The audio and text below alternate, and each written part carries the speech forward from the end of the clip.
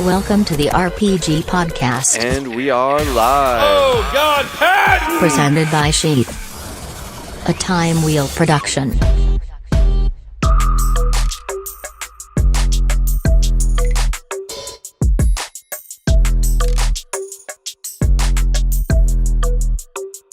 Welcome, everyone, back to another episode of the Robert Patton Global Podcast. I'm super excited to have my guest today, Mike Brancatelli, psychedelic. How you doing, sir? Thank you for joining me. Yeah, thanks for having me, Bobby. Good to see you. Doing good. Excellent. It's been a while. You're one of our reoccurring guests. Yeah. I think. Third time. Third time's a charm, they say. You're looking good. I like your setup. Thanks, dude. Have you been podding it up? No, actually, Okay, I good, haven't. Yeah. Yeah, that's what I was gonna say. I felt like I hadn't seen anything coming out, but you've been busy doing retreats potentially. Yeah. Well, lately I've been traveling, and then I got sick, so I was down for the count for like a week. With the Vidian, with the COVIDian. Yeah, I got like the Velociraptor variant or whatever the new one is, I think. The Transformer. Okay. Yeah. Did it transform you? No, man, I just felt tired and achy and stuff, so I just laid down for a couple days and then good to go. Yeah, you look good. Thanks. You look great. Yeah, thanks. I've been on the Schmeiver Selectin. Schmeiver-Schmeckton? Schlee. So, yes. So, supposedly it's keeping me free from any viruses, but I would like this to go viral. So hopefully we can talk about a lot of what you've been up to. I know last time we met, I was at your retreat in Colorado. Beautiful. Bill was there. Bill and the guys had a great time and learned a lot. I remember I was like swimming in a pool of golden water, and it was a beautiful experience. And it was like the moon. I don't know if you guys planned the full moon being there and everything, but the whole setting was amazing, and all the guys, everybody was super amazing. So have you been continuing that, trying to help? So just for everyone, maybe it's like there's these men. I called it a men's retreat. Yeah, that's what it was. And we and a bunch of guys got together. And we all peed in a pool, and you sat in it. Pool of golden water. It's very warm. And but the ice baths, we did the ice baths, and we screamed at the ends the things that we wanted the universe to hear. And I mean, there was a lot of stuff in between. That was the last time I saw you in person? I feel that's what I was thinking, because it's crazy. Yeah, I think it has been that was the last time, and so we definitely need to life. It's wild. But I've just been staying home. You've been traveling. What have you been up? Where have you been going? What have you been up to? I was in New York. I was in Florida. I was in Arizona. Basically just visiting family, which I'll never do again. I'm never gonna go and see my family for the holidays anymore. It's too crazy. They're insane. So it's taxing. Yeah. I'm just gonna go non-holiday visits from now on. I learned my lesson. But it was fine, I mean, I got to see, my parents, my nieces and nephews, my brothers, other people in New York. And then that was around Christmas. And then for New Year's, went down to Tampa, like Clearwater, Florida, to be specific, which is just great. It's like another universe down there. It's just like, people just, they don't give a shit about anything except going out and getting fucked up on a boat, eating some crab and, playing pickleball or something at the country club. Which I did, which was fun. That sounds very relaxing. Yeah, it was great. It was awesome. Like no responsibility. Yeah, no, it's just a bunch of rich white people, down there. And so beautiful. I'm like, oh, cool. A little vacation, went in the ocean. And then after that, I went to this leadership summit for a training. I'm part of this organization, the Sacred Sons. and that was in Arizona. That was like outside of Tucson, Arizona. That was awesome. Got back from that, and then I got sick. What was so awesome about the leadership course, and what did they? I just took a leadership course yesterday, creative leadership online. Yeah, and you got to communicate with your people. One of the things. Be very, a lot of communication. But what did you get out of that leadership course? Yeah, communication. I majored in communication, so I think I'm putting it to use. Funny enough, but yeah, I mean, it's Sacred Sons is an organization that I guess that how they define themselves is masculine alchemy. So transmuting us, boys into men. Really, I think that's like one of the biggest things that we face in our world today. We're missing. Jordan Peterson, rose to fame for talking about, just clean your bloody room, and everyone's like, oh, okay, I guess we need like a father figure to make us boys into men. So, Sacred Sons is doing an amazing job at that. And I went to one of their events at the end of October and was just blown away by the magic and the medicine that they provide in that space. So immediately signed up for their leadership training. And it was just great. I mean, it was good FaceTime with the founders, with other leaders down there, learning like more tools and tricks of the trade, and just really bonding. I think that's really one of the main things that people kind of like gloss over a little bit. I mean, it's really just all about everything that we do in life is all about relationships, communication, and bonding. Like, are you vibing with someone? Do you understand them? Do they understand you? Do you trust them? That sort of thing to sort of show up and just handle things in the way that they need to be done. Because you're trying to be like a guide for medicines and things of these sorts, or you're already doing that to some extent. Yeah, strengthening my skills in that domain. Yeah, kind of, and I think whenever you invest in like a course or a training or something, you're putting money into it, you're putting energy into it, you have commitment, there's skin in the game, so it kind of makes it more like official for me. Like I've never really done anything like that. This is the first time that I actually really invested in a course. I'm usually just like, I'll just learn it on my own.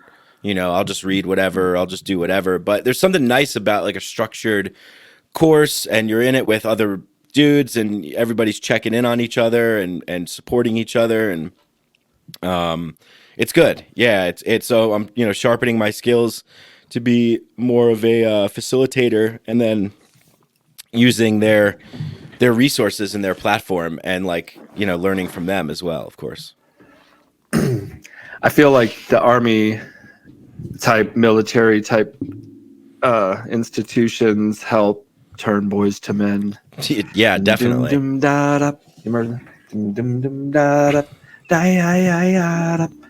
That's Boys to Men. One of their songs. That's what they play at basic training, right? Yeah, that gets you when you're running. But if they could mold, modify basic training to add the medicines you're talking about for further growth,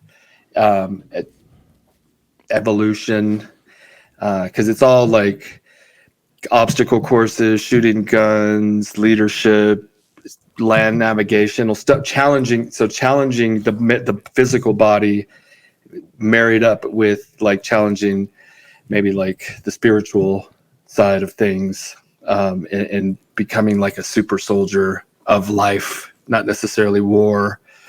And I just made all that up, but I think it could, like, if you could somehow create an environment where it's like drill sergeants and shaman together. Totally. Well, yeah, I mean, I think that's the way it was back in, hunter-gatherer societies, pre-Columbian. Shaolin monks, maybe even. Shaolin monks, samurais. Like, there's a formula for this, and it usually comes in the form of rites of passage for men, like at the age of young boys. I remember Joseph Campbell talking about a particular tribe. I forget exactly where, but part of the deal of this tribe was that the older men of the tribe would essentially like kidnap the young boys around like 12 years old or something like that. And the mothers would sort of resist, but they were in on it. They would just play the part of like, no, I got to protect my boys. But it was just a part of what was baked into the tribe of like, okay, you're coming of age now. You're going to be a representative of our way of life, our values, our ethics, our morals, our codes. And they took the boys out into the forest. Oh, I think they would put these like huge scary masks on and come in and kidnap the boys, and then they would take them out to the forest. And it was like, I remember Campbell saying something like, then they would go through some kind of trials. It would be intimidating and tough, and then by the end, the older men of the tribe, the elders, would take the scary masks off and then put them on the boys so that the boys would see, oh, this is just like a game, but it felt real. But now I am sort of symbolically being bestowed the leadership role of this tribe. So it's kind of like a bar mitzvah, if that really, that's maybe the closest thing that we have nowadays. Because I didn't have any transformation occur for me when I was 12 or 13, but it's really important because it's the way to sort of guide and usher in a responsible next generation. Yeah, we have no system in place in this civilization we call America, right? That transitions boys into men. I mean, sports could maybe be something we would consider. Sort of, yeah. Sort of. I mean, there's all these like sort of things, right? Like kinda, sort of, but this is a real deal thing. What you're going through, this leadership in the sun, what is it, the Sons? Yeah, Sacred Sons. Sacred Sons. Yeah. Yeah. And I think it's as real deal as it can get, nowadays. But I'm talking about, specifically back in tribal societies, like Sparta also. Totally, exactly. Yeah, same kind of thing. I mean, I think there's something to be said about the reason why we have these archetypes of men, which the four most popular ones are the king, the magician, the lover, and the warrior. And it's because we have those elements inside of us, but if they're not taken care of properly, they enter into the shadow realm, and they don't really express themselves in the healthiest way, in a healthy way that benefits you, that benefits your relationships, your family, and your community. Yeah, those elements that live within us. I remember hearing about that at our retreat, and I would say, I guess we all have an element of that within us. I was going to say I'm a lover, but maybe I'm a warrior. I'm not necessarily a magician, but maybe I'm a magician. I created SHEATH out of thin air. You probably have all parts of them, Yeah. I'm trying to develop myself to be a full being. I'm reading this book called Limitless by Jim Quick, and it's so good. Highly recommending it. I'm having my whole team read it, but it's like we have a superpower, and it is our brain, and we have to unleash its potential. And we're so limited by our belief systems of our limitations that we're not smart enough or whatever. At least some of us. I know you're very smart, but some of us out here, the lay persons, are trying to unleash that mental capacity and to make our lives better, I guess, right?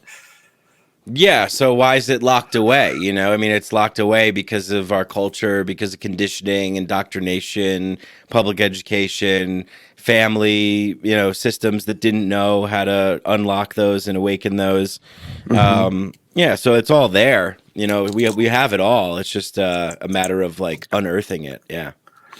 Unearthing it. I did a ceremony. I like to do them by myself.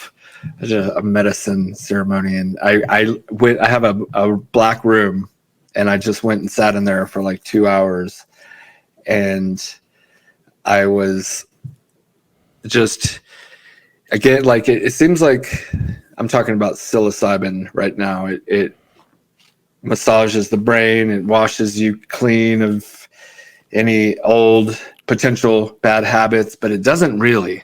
It does kind of temporarily, and then it seems like we fall into our old patterns, but the goal is to be reborn each time I do it.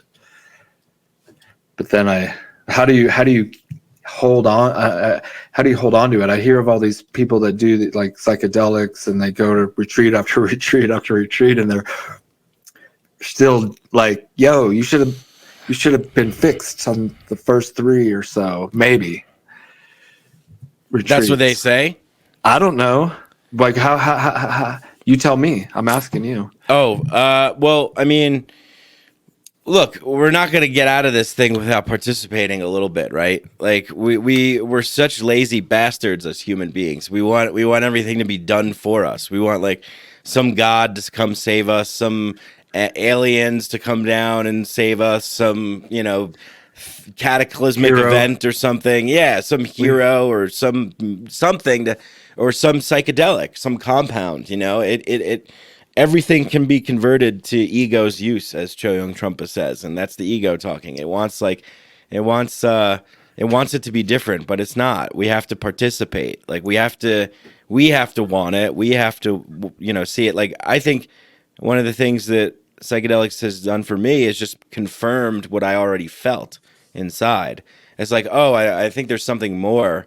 Oh yeah, there is. Okay, great. Now I know that. What am I going to do? Yes. It's like you got to play in the third dimension if you want to make change.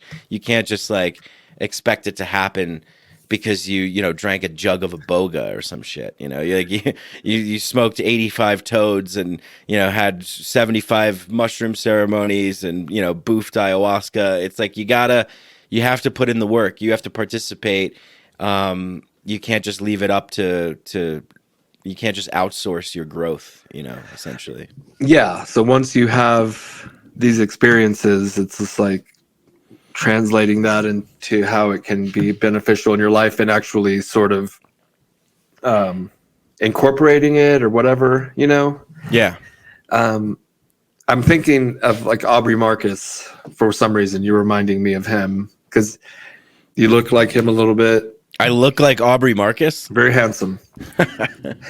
And then, but also this your vibe. I like something about the path, the journey, maybe a little bit. Mm-hmm. And he like sold his company, and you like in a sense that's similar to what happened with you. You left your career as a comedian or whatever quite a few years back and left New York and went to the jungle, and you've been pursuing that ever since, and that seems to be a calling for some people, and he's one of them, it seemed like, kind of. And do you follow him at all? From time to time, I do. But yeah, let's just get one thing clear. I didn't leave my career as a stand-up comedian. I wish I didn't have a career as a stand-up comedian. Yeah. I was mainly doing like check spots and bar spots, and I just happened to hang out with some comedians that were way funnier and more successful than me. But I was only about 3 years in by the time I decided to leave. But yeah, I mean, I definitely drop in on Aubrey from time to time. Yeah, that's it.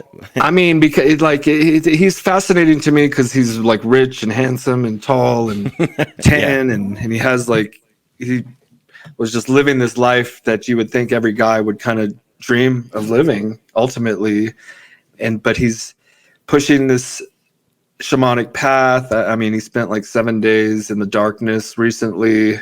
Right. Okay, what happened? I don't know. I didn't read the book. Well, it was a documentary, right? Yeah, they filmed it. Yeah, I didn't see it either. Yeah, I don't know. I mean, everybody's got their thing, man. I think whatever it is, This episode is brought to you in part by Element Kombucha. It's a new sponsor. We're very excited. They sent me a care package, and I drank them all. I can't even show you. I could show you this empty bottle right here. But it's Element Kombucha. They have CBD infusions, THC-free, really tasty blends. Kombucha is good for the gut bio. So if you have been taking antibiotics, it's always good to take some probiotics. And Element Kombucha is sponsoring this show. They're supporting us. So we're asking you to support them. They actually have really good prices.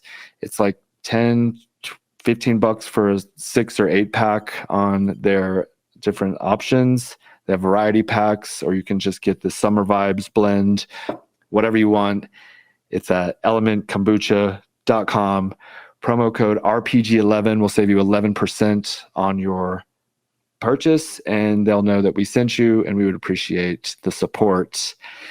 Last but not least, SHEATHunderwear.com, the greatest underwear on the planet, the underwear of legends, the underwear that keeps your balls from sticking to your legs. That's right. This is the best underwear because it keeps your boys cool. Check out sheathunderwear.com. Back to the show. There it is. I think what Aubrey, the thing that comes to mind when we're talking about this right now is that Aubrey just seems like a kind of dude that just had ideas to do things and just, went for them. And he probably takes a lot of heat, I imagine. I definitely gave him shit like earlier on when I didn't really know too much about him. I just kind of like saw him from the peripheral or whatever, just like, who the fuck is this guy? So I imagine he probably gets a lot of judgment and critique and criticism, but he just goes forward and does his thing, man. Yeah. With everything that he does. So I think if there's one takeaway from what makes Aubrey great or successful or whatever, is that he just has an idea, he just does it and lets it be what it is. Yeah. Ships fall where they may. Yeah. Okay. I could see that. I respect that. He's just, Joe Rogan, and he's just been in the public eye for so long, and it's right. It's interesting. He hasn't been on Rogan in a long time. I wonder why. Something must have happened between those two or something, or maybe they made a deal where they were like, you're not going to come on anymore. I don't know. It's interesting because he was on there quite a few times. I remember in the early days. He was one of the people where I first heard of ayahuasca. Exactly. It was him and Amber Lyon. Yes. That first turned me on to ayahuasca. Yeah. Yeah, Amber Lyon. She ended up starting her own kind of spin-off. I forget what it was. Reset.me. Yeah. Reset.me. Thank you, sir. And that's what we all sort of want to do sometimes, is get a good reset.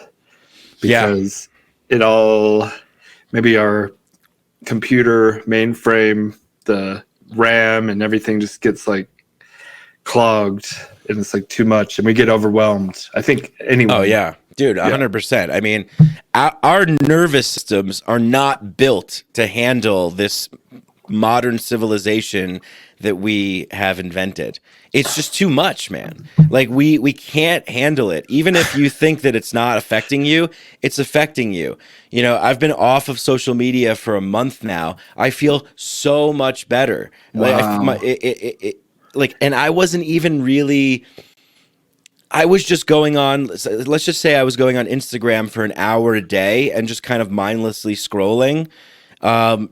It's like we live in this age now of sort of passive entertainment or passive enjoyment, where it's just kind of like, oh yeah, that's interesting. Oh yeah, I like that. Oh, that's cool. Oh, interesting. Oh, I'll save that for later.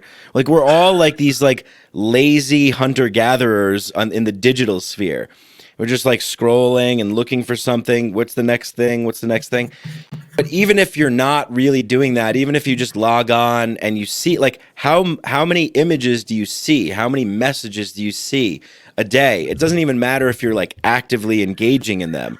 Just the passive exposure to it, right? It's like a pathogen or a virus. Like just the exposure to it. So we're not meant to handle all that information, man. It could be crazy. It's like, it makes you crazy. So our nervous systems are not built for modernity.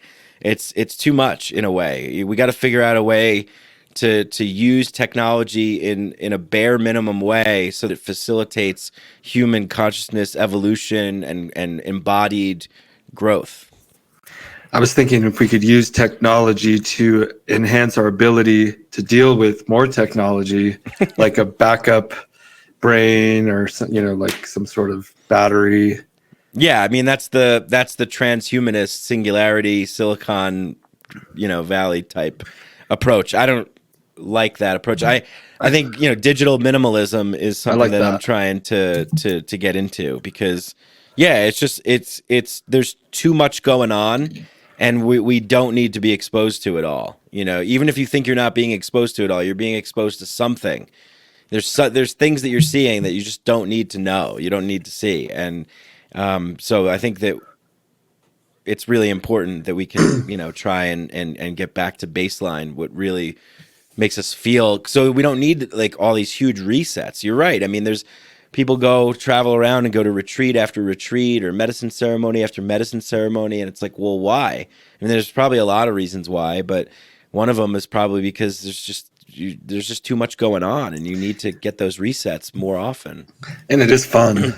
And it's fun. Yeah. Well, but it can be semi-painful. I know there's some people, you're going there. I like the idea of using the medicines as a like growth effort instead of like just partying, with intention.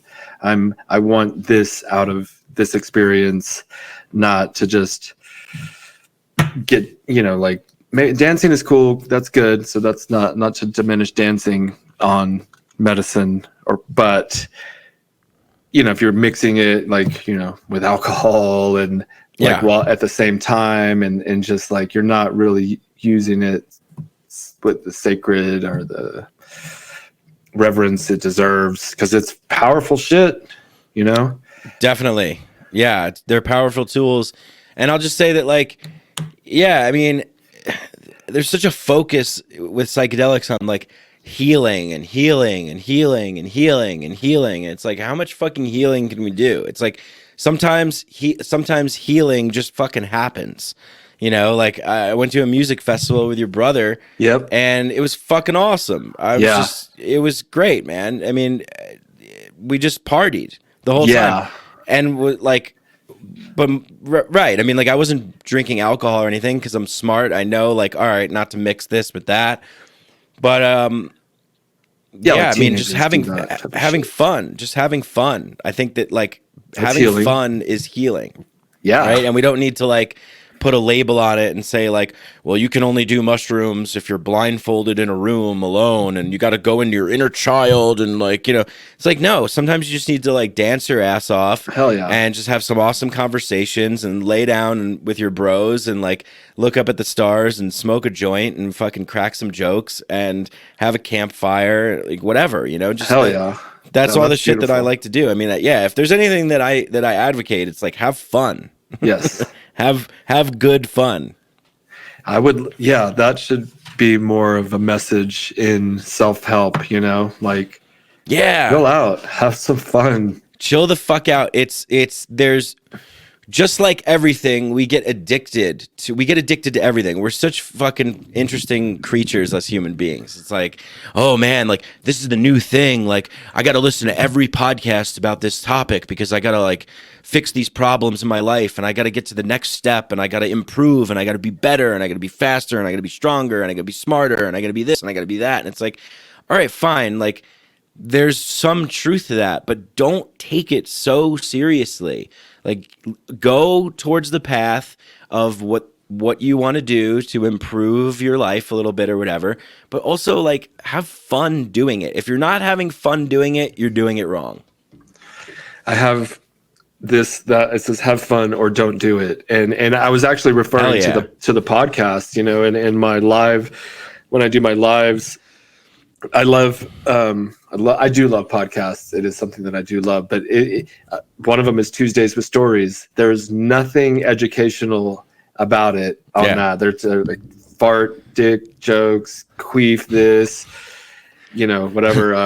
All right, I'm gay. Yeah, exactly. All the possible just things you're not supposed to say, they say. I love it, and they're having fun. And at the very beginning, Mark Norman, he's just like, woo-wee, and it just sets the tone. We're gonna have a good time. Yeah. No, those guys are the best, man. I love Joe and Mark. They just bring like a real good, positive energy, fun vibe. And the way that they communicate with all that stuff that you were talking about, it deconstructs everything to the absurd, you know, where it's just like, guys, this is just silly playtime. Like, this is silly playtime. They're not trying to beat down a message. They're not trying to they're not trying to do anything but have a fun, relaxed, silly playtime. You know, it's just, it's the best. They're playing with words. And they're like tickling each other's brains with different ways of saying the same thing. A lot of times. Mark, I was in Cleveland this week, Mark, and I was in the bathroom. I was peeing, and then I queefed. Hey, all right. And then I jizzed all over my face, and it was a beautiful time. Exactly. Yeah. Yeah. Those guys are fun, man. They are so good, and I'm so happy. So it's about like having fun. Don't take things so seriously. I was up again all night. Again, not all night, but and this is a similar topic from my last podcast, and we won't touch on it too much, but it does relate to you because you and I both went to go see Tim Dillon in Denver. Yeah. And we've recently lost like the contract with him because of some poor maybe decisions on my part or whatever. Like hindsight is 2020, right? You know, I should have done that. But the way the pricing was going, it was like, this is crazy. But and then Rogan appears on it. But what was my point? Just like things happen that you don't want to happen, and dealing with that in life and having fun. Like, you didn't want to be Dylan with that. I didn't want to be dealing with that. Hey, that was a Joe List thing. That's funny. Well, but that's not I just got to say, I think those guys are the funniest people like out in the world. Yeah. You know, I mean, I had the pleasure of like sort of, you know, seeing them in the days where they were like just getting on Conan and doing stuff like that, and now they've skyrocketed and they're awesome. They deserve it, you know. Focus on the positive, and those guys are super awesome. We're still working with them, and we have a lot of cool connections. And you know, when one opportunity closes, they say that an even better one opens up down the road. Here's my Tim Dillon impression. Right. Yeah. Okay. Right. Right. What are you doing? You're very good at impressions. I like it. I don't know why. It's this strange thing to just want to do of somebody else's like voice or persona. I don't know. It just feels natural to me. Yeah, I was showing someone your Alex Jones impression with the face over thing when you did that at the other day, and he was like, "Who's Alex Jones?" I was like, "Let me show you my friend's rendition of Alex Jones because it's hilarious." And so like you're not watching, you're not on social media, because I was going to ask you, like, what is your opinion of the state of the world today, you know, with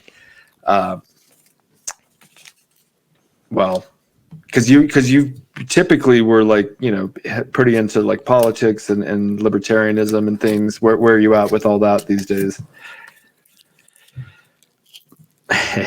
Again, it's too overwhelming for me, man. Like, I'm interested in way too many things and I can't hold it all, you know? Yeah. So, I mean, where I'm at is basically just, I sort of try and stay away, because if I'm in the sort of cycle of current events, that means that my nervous system is being captured by the allowable debate that's happening. Like the range of, like, here's what people are saying on this side and here's what people are saying on that side. Even like the alternative or indie side, it's still this like war zone that's drawing borders and boundaries, saying like, this is how we frame reality.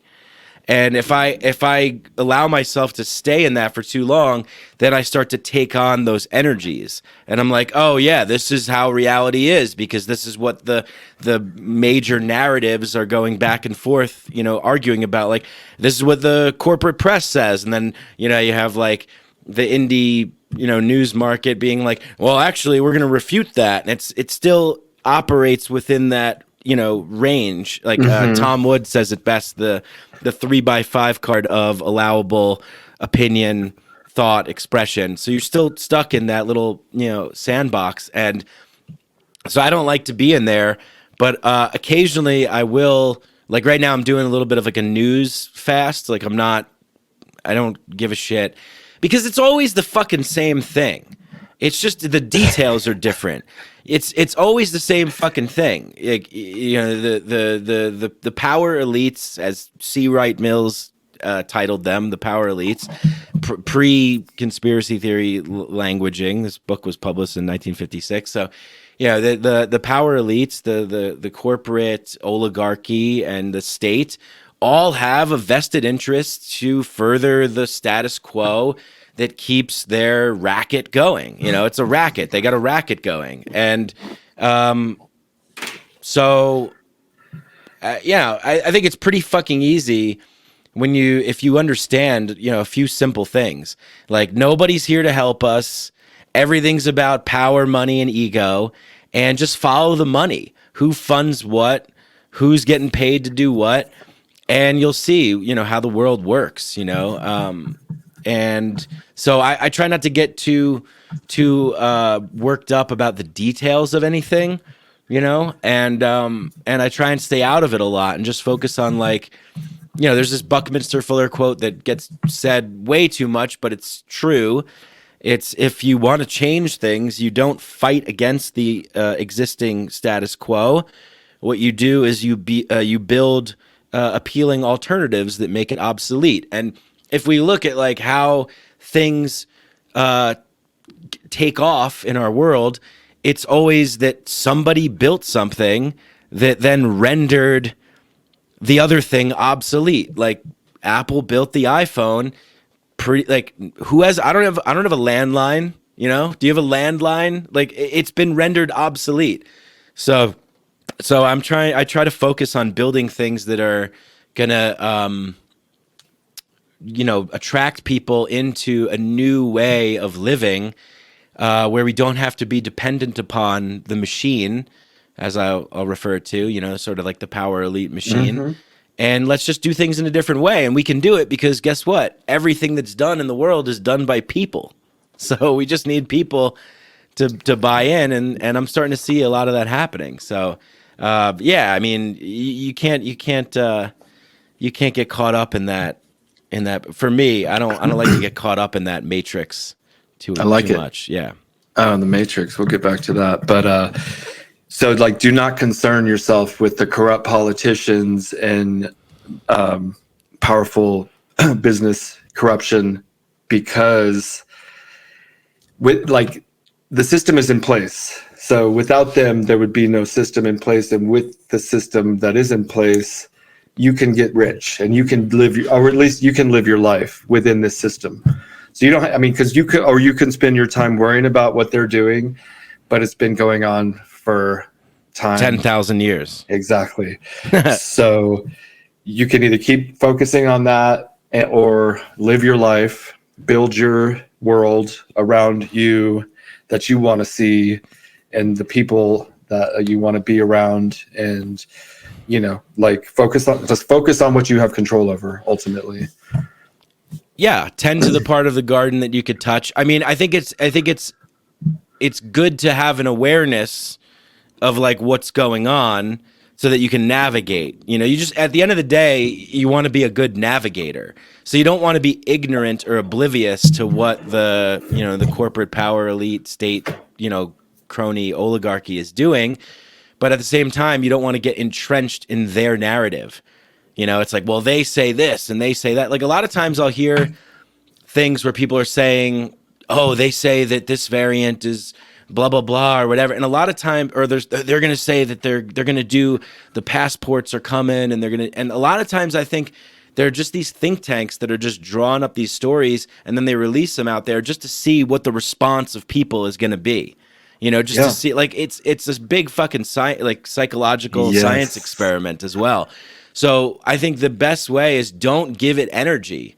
Like, don't feed the energy of that, because it needs people's energy. It needs your buy-in to legitimize it.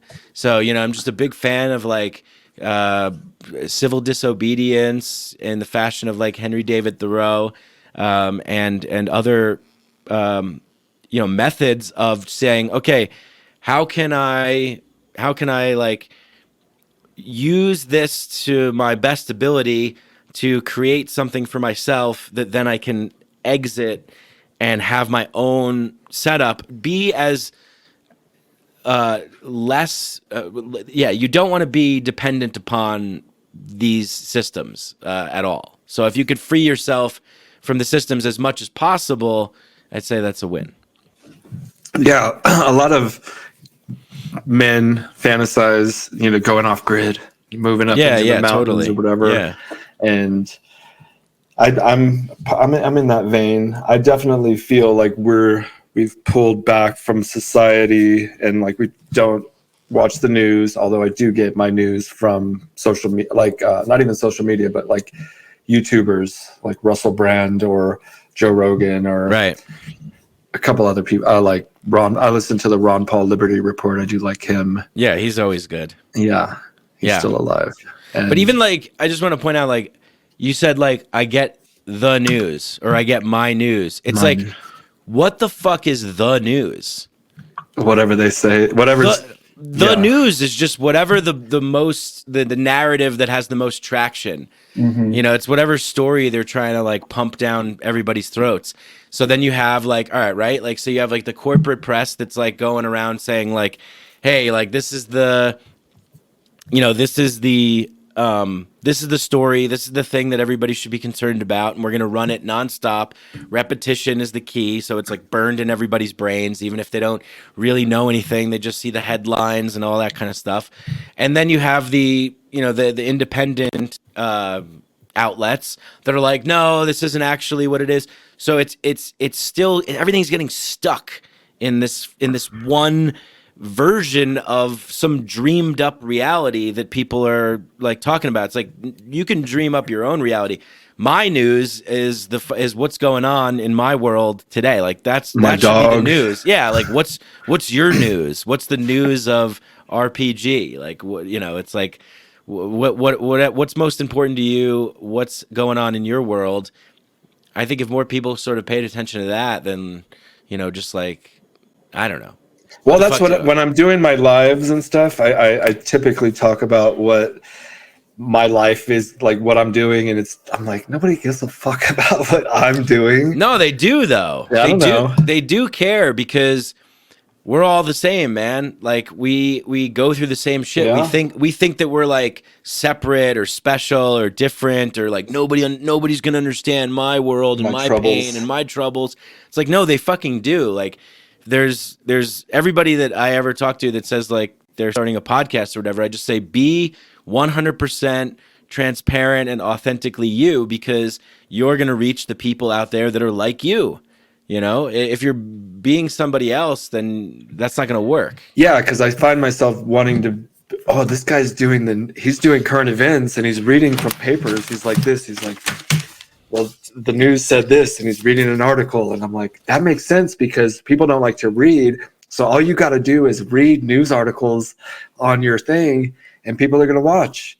And it does make sense, but it also is like, I'm a CEO of an underwear company. I don't need to be reading news articles and telling people the news. But it is whatever you want to do.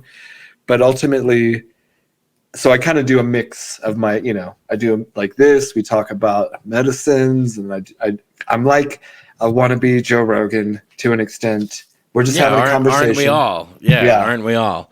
Well, yeah, I mean, it's like, I think that there's a fine line. There's like some discernment that needs to take place in terms of like, okay, like I'm inspired by this person, or I'm creating something in the spirit of, as like an homage to or influenced by, without like directly copying or forcing yourself to be something that you're not, you know? Right. So if you can sort of organically integrate that, then great. You know, I mean, that's everything is built off of somebody else. We're all sort of like, you know, influenced and copying each other. I mean, even like psychologically speaking with the mirror neurons and how that works, like, but the best example of that is I love that Dave Chappelle joke where he's just like, anybody ever, he's like, you ever, someone says something to you and then you respond, you're like, I don't even talk like that. It's like, hey, how you doing? Fine, how are you? It's like, we all get looped into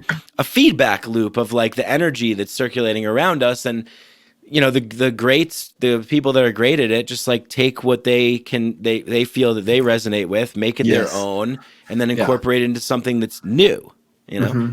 Well, and I mean, ultimately, I'm growing as a result of all of these conversations that I enjoy them. I'm practicing. You're a growing boy eating your Wheaties. Yeah, I'm gonna dunk one day.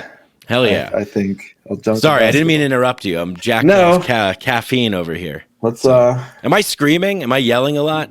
No, you sound great. You look good. You're making very good points, and you know, one of the things you were saying made me think of the movie Idiocracy and how we're all just these lazy, fat, slobby. We want everything kind of handed to us, and we're just like beating off and sucking whatever through a tube. Butter, yeah.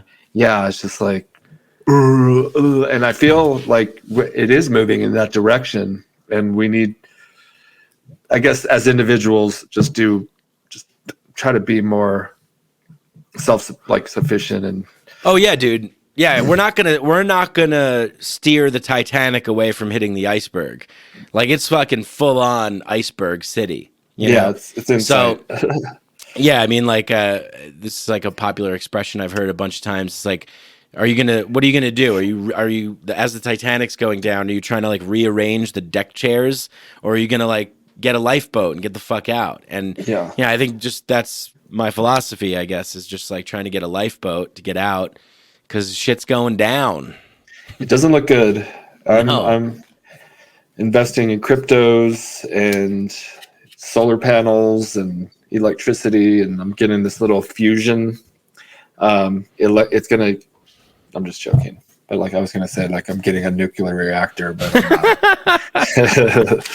you had me going. I was like, yeah, right. Tell me more, You're like, yeah, I stole plutonium from these Libyans. 106 gigawatts. 1.21 gigawatts. Back to the future, baby. And that would fuck everything up. I was listening to Rogan talking about time travel, and it would just ruin everything. Yo, Rogan. Joe Rogan time travel movie. That's what we need. Him and young Jamie go back in time. Save the world from utter destruction. I mean, I was listening to, I hate to do this. So H.R. McMaster's was on Rogan. Yeah. And I mean, he's just talking about how like America's the best and China's the worst. And like, but we're all humans. It's like, there's arguments for both sides. Sure. I mean, I could argue on both sides. But I could also say that we're not the best, and I could also say they're not the worst, and I could probably point to facts that would, you know, indicate those assertions. But so, and I work with China, you know, I'm biased, so it's like, I don't know. It just seems like there's this. I don't like it. Is what I was kind of thinking. It's like we're just born here. You're not like special. You were just happy. You're lucky, you know. Yeah, seems like he was talking from a place of agenda. Yeah, got a little bit of an agenda there. Yeah, I didn't like it at all. Yeah, and I'm former military, and I should be like, and I'm a conservative, even really kind of. But although I think I'm less and less, maybe in certain aspects, because I don't like war anymore. I'm not a big fan of that type of thing. Right. I don't know that I ever really liked it, but I thought that it was necessary, whereas now I'm like, is it really that necessary? Right, exactly, yeah. There's a lot of things that we automatically take as a given. that's just human nature, or like, oh, that's how it is. Like it's a necessary evil, you Yeah. know. And why? Because some fucking dead guy 200 years ago said that, and it's like in print, and we're just like, oh yeah, there's the only thing that's certain is death and taxes. Oh yeah, okay. We just like take these. We're so stupid, human beings. We just take these things on, and you know the what I'm trying to say is that we can invent whatever reality we want. We really can, and we have to just believe that. That's the thing that you have to believe. If you don't believe that, then it's not worth it. Then you're just living in somebody else's reality. Yeah, I like that. We do need to build our own little reality. And I guess we are in our own Yeah, little way, but working, exactly. if you could find more like-minded people to work together, one of which preferably had a shitload of money that Yeah. could help facilitate it. Yeah, that's what I need. I need someone with a shitload of money. So I'm trying to be that person. So just give me a little bit more time. Time is just like passing us by every day. It's like, fuck, dude, I'm getting older. I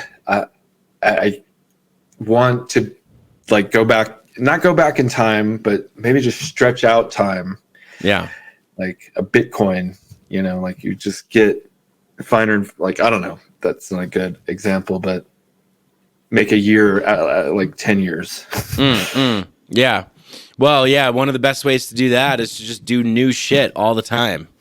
The more new things that you do, the more that time feels like elongated. That is true. That's a good point. Yeah. And I've been playing the piano more, Oh, awesome. reading, and a little bit of Spanish. What have you been doing to better yourself?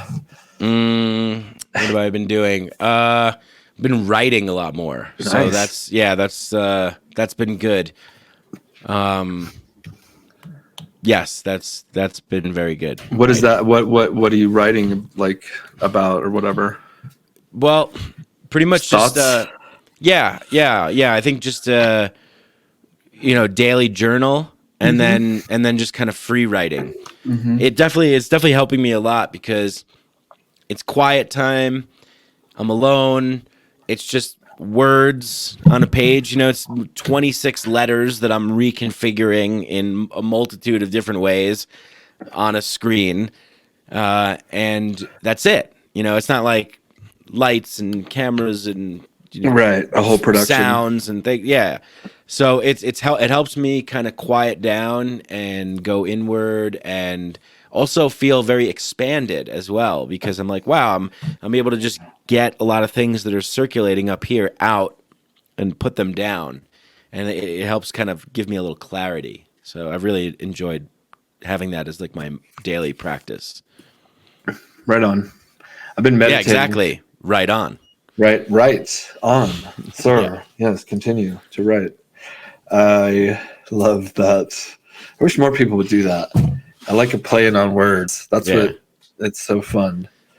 Having fun, or don't do it at all. I've been meditating, and it's been going well. I've been twice a day, 10, 20 minutes each one, and sleeping a little bit better, doing the Wim Hof still. I'm doing the cold. I just got back into cold baths or showers. And the trick with that, I'm finding, is I'm like, I get as hot as possible. So i.e. working out, sauna, and then go straight. That's the trick or whatever. Sure. Yeah. That's the best way. I love to do it that way too. Yeah. I did a cold plunge recently that was like 32 degrees outside. Wow. And like right in the morning. And I was just like, this is brutal. I felt like I was going to die. And yeah, but I went into a sauna after. So, I like the method of heating up before, because it's a nice cool down. Yeah. Transition. But yeah, that's great, man. I think that there's so many tools that people are sharing now of ways to sort of get out of our heads and into our bodies, into our hearts, into our souls a little bit more, kind of feel more what we need, what works for us. And I think it's great, man. You know, I think challenging ourselves to get out of our comfort zone is really, it's really interesting. We live in this world of like so much abundance, so much connectivity, literally anything that we could desire or want at the tip of our fingers. So we kind of have to like, we're like, all right, this is like, we gotta engage in things that are uncomfortable and challenging to feel like some sense of satisfaction or, you know, feel good in some kind of way. Challenging, satisfaction. Yeah. Yeah, well, so I feel satisfied when I get out of the cold plunge.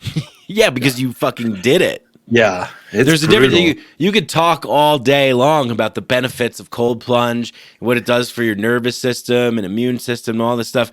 But if the body's not hitting the water, you're not gonna. It's just, well, who cares, you know? Yeah. So you doing the thing that's it right there, and then the completion of it, like, oh yes, I did it. That's satisfaction. It all starts in here, because like in the morning, sometimes when I'm meditating, I'm like, okay, I'm gonna work out, and then I'm gonna sauna, and then just even the thought of getting in the water is like almost hurts. It's like, oh shit, I gotta do that part. But Why do you do it?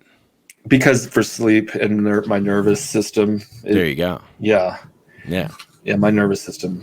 It helps it for whatever. It shocks it back into normality, I guess. Yeah, 'Cause it's all frazzled. Good medicine rarely tastes good. No, You know, it's like good medicine is always like a little bit like, oh man, I really don't want to do that, but I know it's going to be good for me.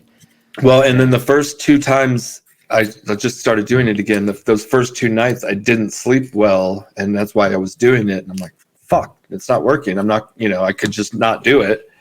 But I was like, I keep doing it, and I did it. It's been 5 days now or whatever. And the last 2 nights, I've gotten over 7 hours of sleep, which is all you really need. Hell yeah.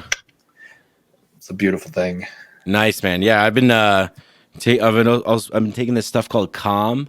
It's like a magnesium loaded up with magnesium, like powder that you mix into like a tea. It's real good, real good. Tastes good. It tastes good, and it's a good. It just like calms me the fuck down. When do you drink it? In the morning or at night? Right before bed. Okay. Yeah, it's good stuff. I like tea. Yeah. I'm doing tea. I'm into the teas. I drink tea. I like tea. I drink more coffee, and we've been doing this half calf, so half caffeinated. So now I'm drinking twice as much, obviously. But maybe not. I mean, honestly, I'm like, that was kind of a joke, but I feel like I'm drinking a little bit less, and in doing so, the caffeine is, can like kind of jitter or whatever, jitter. Yeah, give you a little. Yeah, you get a little caffeine. Like I just pounded some coffee this morning because I woke up pretty late, and I was like, oh shit, I gotta get going for this show.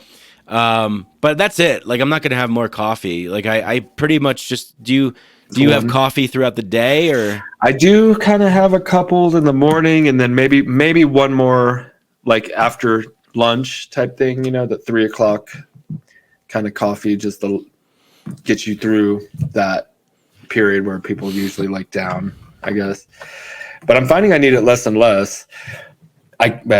Yeah, kind of. Yeah, because I used to need like a strong cup and a big cup and like espresso and this and that. So I'm drinking half calf. That's a good sign.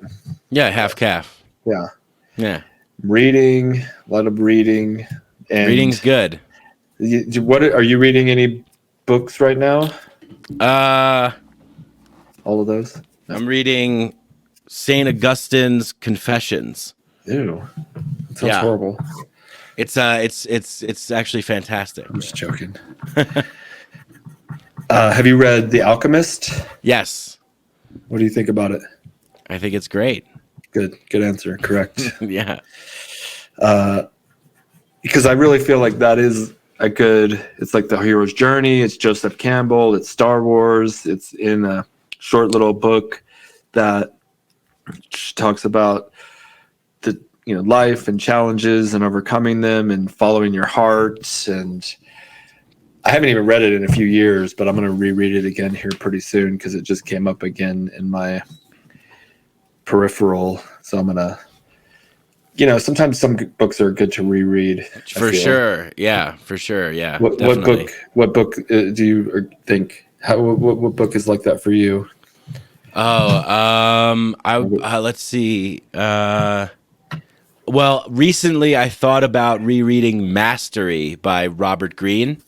Okay. Robert Greene, who wrote 48 Laws of Power. Uh-huh. I love the way he writes, and I remember the first time I read Mastery, I thought, wow, this is really good. So I've been thinking about rereading that. Cutting Through Spiritual Materialism by Choyong Rinpoche.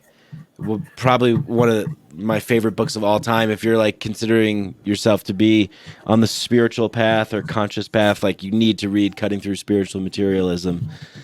But yeah, I don't know. I don't tend to reread books a lot. I feel like I kind of get it and then move on. But every so often, I will go and reread a book.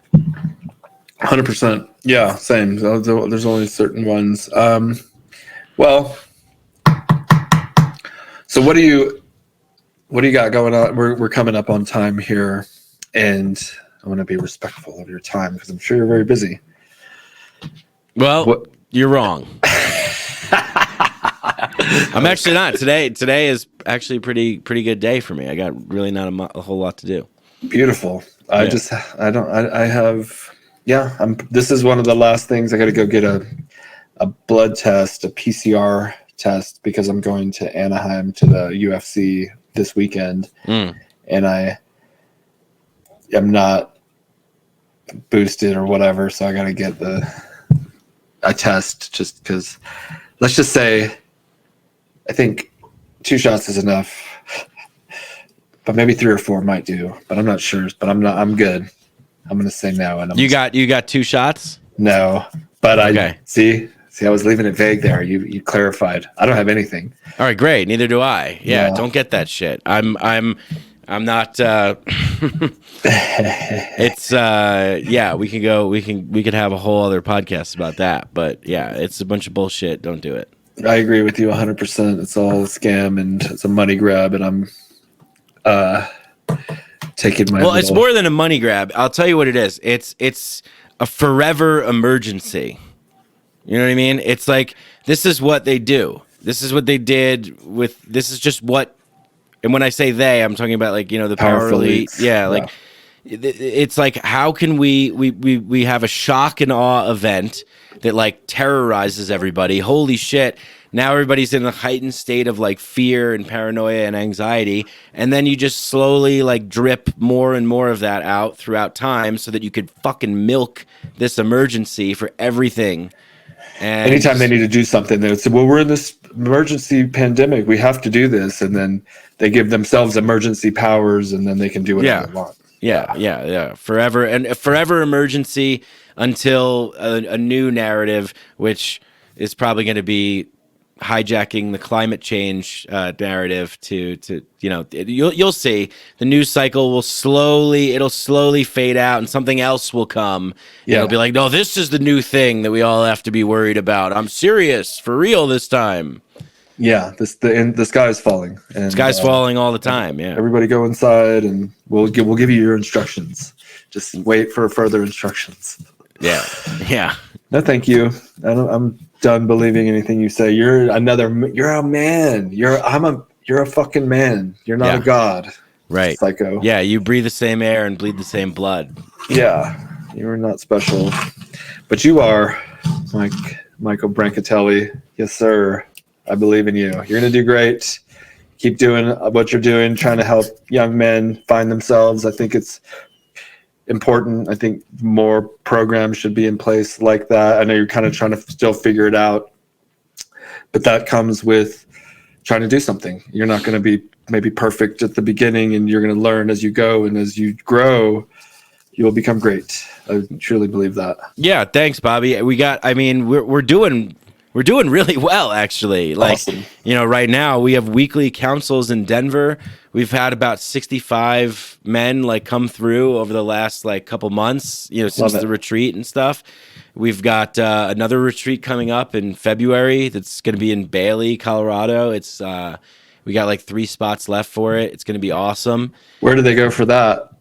Oh, yeah, just email me. I guess that's probably the best way, or go to. I'll send you a link or whatever. We can put it in the show notes. Yeah. It's my partner Bill's his website. So my brother Bill.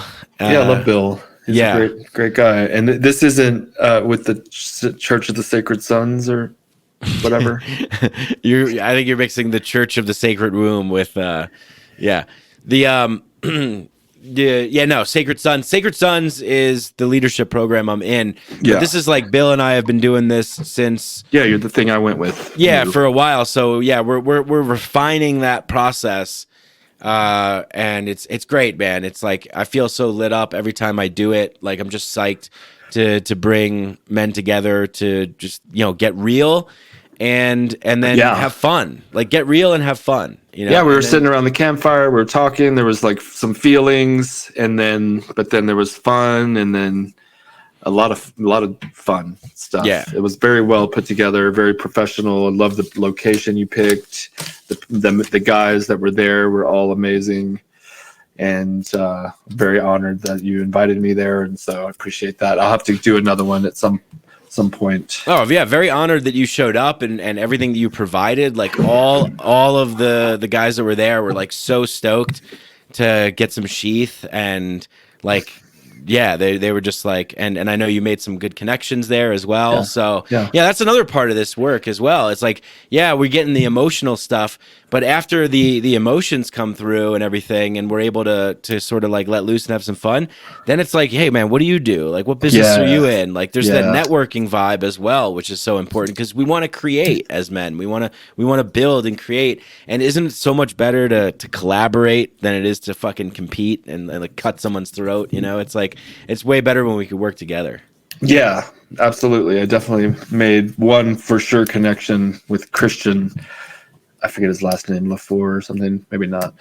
But he's helping us build a nonprofit, and that was one person, and everyone was doing their own thing there. A lot of people like that guitarist guy. Javi, and he's so good. Yeah, I had him on the podcast. He came in studio, which I love, and told some epic tales of his wild, crazy Mexican gypsy life.